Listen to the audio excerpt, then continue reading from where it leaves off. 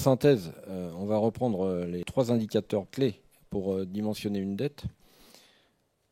La première chose, c'est déjà de maximiser le taux de détention de la cible, comme on l'a vu à l'origine sur le schéma. Parce qu'évidemment, si vous avez un pourcentage qui est différent de 100% dans la détention de la cible, à chaque fois que vous allez distribuer un dividende, il faut servir tous les actionnaires. Si vous avez un actionnaire qui vient prendre 5, 10, 15, 20% du capital de votre cible, à chaque fois que vous allez remonter 100, vous allez lui distribuer sa part. C'est autant d'argent qui ne permettra pas de rembourser votre dette. Donc bien entendu, la dette que nous, banquiers, nous allons la calculer au prorata de votre pourcentage de détention. Donc, dans tous les cas de figure, ayez comme objectif que votre holding détienne 100%. Si vous avez quelqu'un qui bloque au niveau de la cible, essayez de le convaincre de venir avec vous au capital de la holding. Le deuxième point, c'est il faut prévoir avec prudence effectivement la rentabilité future de la cible. Toute rupture avec le passé, il faut s'en inquiéter. Il faut que vous ayez une faculté d'étonnement sur tout ce qu'on va vous présenter comme business plan. Un business plan, on a l'habitude de les voir, et très honnêtement, en tant que prêteur, et bien entendu, la première approche, c'est de travailler le sujet avec le business plan qu'on nous fournit. Et puis ensuite, on retravaille le modèle en dégradant, d'une part pour voir effectivement sur une situation stabilisée ce que donne la capacité de remboursement de la cible. Et puis ensuite, en dégradant pour voir jusqu'à quel point est-ce que la situation peut se dégrader sans empêcher la cible de distribuer un dividende qui permettra de payer la dette. Notre approche, c'est celle-là. Alors, pour vous, votre travail de départ, c'est effectivement de bien valider les points du business plan, des prévisions qu'on va vous donner, et de vous inquiéter si vous voyez qu'effectivement vous prenez plus 10, plus 20, plus 30, plus 40, parce que là, il y a un vrai sujet. Et comme disait Franck tout à l'heure, quand vous allez arriver dans l'entreprise, vous allez vous trouver confronté sans doute à des négociations que n'avait pas à subir votre prédécesseur. Ensuite, il faut aussi bâtir vos prévisions en tenant compte des aléas conjoncturels. Ce que je disais tout à l'heure, sur la période, vous allez nécessairement rencontrer une période un peu plus compliquée, au minimum. Intégrer ça dans votre business plan pour pouvoir, comme disait Stanislas, dormir quand même à peu près toutes les nuits. Parce qu'on voit quand même pas mal de chefs d'entreprise qui ont malheureusement un peu peut-être exagéré au niveau de la demande d'endettement. Des banques qui ont aussi exagéré en prêtant à ce moment-là. Et la crise qu'on a connue en 2008-2009, on a vu effectivement que d'un seul coup, ça se tendait beaucoup et que là, les nuits sont difficiles. On peut revenir 2 secondes, Pascal, sur le slide, les 3 indicateurs clés. Le point 1 s'appelle maximiser le taux de détention de la cible. Je voudrais être sûr qu'il n'y ait pas de méprise. Qu'est-ce que ça veut dire? Ça veut dire qu'on est bien d'accord qu'il faut maximiser le taux de détention de la cible. C'est le holding NewCo qui doit détenir le maximum de détention. En clair, je rencontre des repreneurs qui me disent « j'ai pas les moyens d'acheter cette société, le cédant en demande trop cher, et en clair, quand je vois ce que je peux emprunter, je peux acheter 55%. Donc je vais acheter 55%. » Très mauvaise idée. Parce que, comme l'a dit Pascal, si vous êtes détenteur de 55% de la société, ça veut dire que demain, vous aurez droit à 55% de dividendes et que Pascal, le banquier, va calibrer sa dette à hauteur des 55% des dividendes futurs. Donc, il faut absolument travailler, réfléchir à l'envers.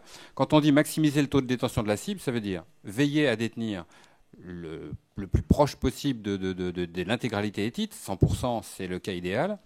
Par contre, au-dessus, qui détient le holding, ça c'est un autre sujet. C'est-à-dire que là, il n'est pas totalement interdit d'ouvrir le capital du holding à les fameux apports en fonds propres que l'on a évoqués tout à l'heure très rapidement. Un ami, un proche, un business angel, voire éventuellement, soyons fous, un fonds d'investissement. Voilà, donc on est bien d'accord, on maximise les titres de la cible et en haut, on peut ouvrir son capital au niveau du holding. C'est de toute façon rarement une bonne idée d'acheter la majorité d'une cible en laissant une grande partie au vendeur. Parce que vous allez apprendre du coup à vivre avec deux personnalités très différentes. La première personnalité, c'est la personne morale que vous rachetez. C'est une société constituée de collaborateurs. Et là, je peux vous dire que vous avez deux compétences nécessaires. C'est la compétence financière, de gestionnaire, pardon, de la finance. Et puis, il faut avoir lu un peu Freud, parce qu'il va falloir faire preuve de beaucoup de psychologie, car vous allez être confronté à un actif très compliqué à gérer, ça s'appelle l'homme.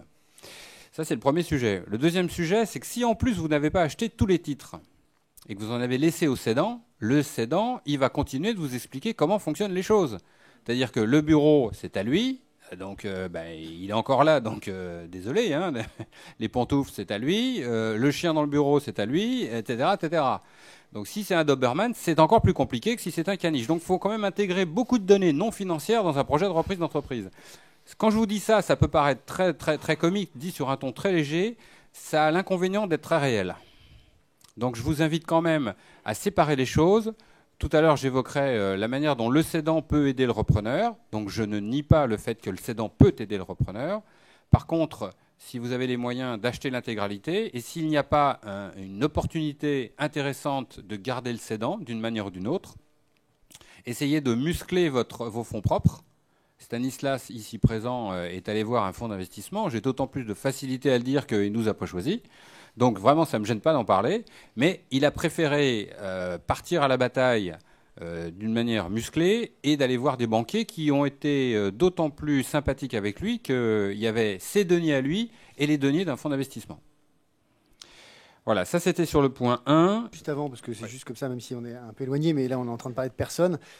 C'est vrai que c'est très important et tout le retour qu'on a, alors soit en l'ayant vécu, soit en discutant autour de nous, l'idée de se dire je vais garder le cédant le plus longtemps possible pour qu'il m'accompagne, c'est une erreur mais monumentale. Il n'y a qu'un patron, il n'y en a pas deux. Et on ne peut pas gérer l'avant et l'après avec deux personnes. C'est pas possible. Donc c'est absolument pas un avantage.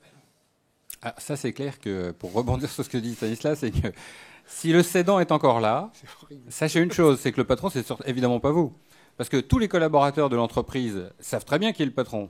C'est pas vous, c'est toujours l'ancien, enfin c'est toujours l'actuel, parce que pour eux, il n'y a pas de changement.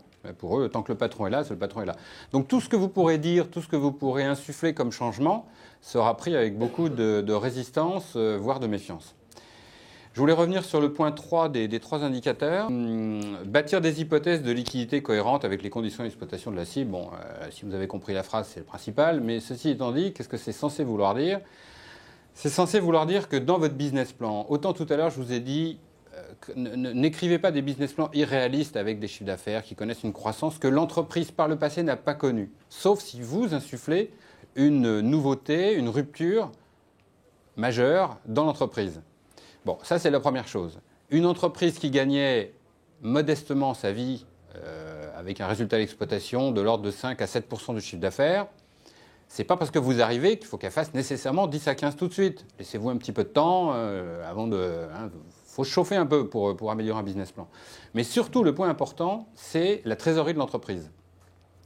Il y a beaucoup de repreneurs qui font le défaut dans la même logique qui consiste à dire le cédant, il avait des délais de paiement à 90 jours, mais avec moi, ça sera 45. C'est vrai, c'est possible, vous y arriverez peut-être. Mais dans le doute, ne lancez pas le banquier, le fonds d'investissement et tous ceux qui sont autour de vous pour vous aider dans la reprise d'entreprise sur des hypothèses comme celle-ci. Partez d'un test. Il faut que votre montage financier y tienne si vous n'améliorez rien. Alors vous allez me dire, c'est pas très ambitieux ça. Hein. Oui, mais c'est quand même un indicateur. Parce que dans la réalité des choses, eh bien, on va se démontrer que la trésorerie ne s'améliore pas du jour au lendemain.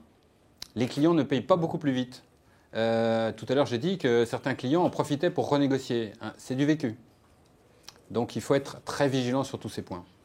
Je ne vous parle pas des collaborateurs clés qui se demandent si il n'est pas temps de quitter le navire. Après tout, s'il a été capable de reprendre cette entreprise, déjà, j'en veux au cédant de l'avoir proposé à un tiers. Il aurait pu me le proposer à moi. Ça fait 15 ans qu'on travaille ensemble. Enfin, ça me donne des idées. Et donc, du coup, on était parti pour une belle aventure. Et moi, je me souviens d'une entreprise que j'avais financée, 15 personnes. Au bout de 18 mois, j'ai retrouvé le repreneur qui me dit, comme convenu, on se revoit pour que vous vous constaterez que la dette se rembourse bien. Je dis, bravo monsieur, je vous remercie.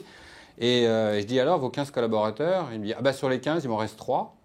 Les 12 autres, je les ai soit changés, soit ils sont partis. Et donc, j'ai rechangé complètement l'entreprise.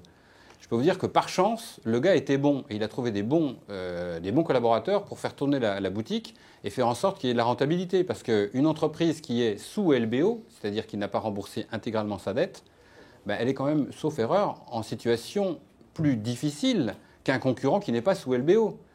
Quand vous êtes sous LBO dans ces montages-là, vous avez une obligation, c'est de faire des bénéfices et de les remonter pour rembourser la dette. Votre concurrent, s'il fait des bénéfices et qui n'a pas de remboursement de dette à faire, il peut peut-être s'en occuper pour moderniser son outil, faire de la prospection, vous piquer vos collaborateurs, etc., etc. Ceci étant dit, la reprise d'entreprise est une belle aventure humaine, une fois que je vous ai dit tout ça.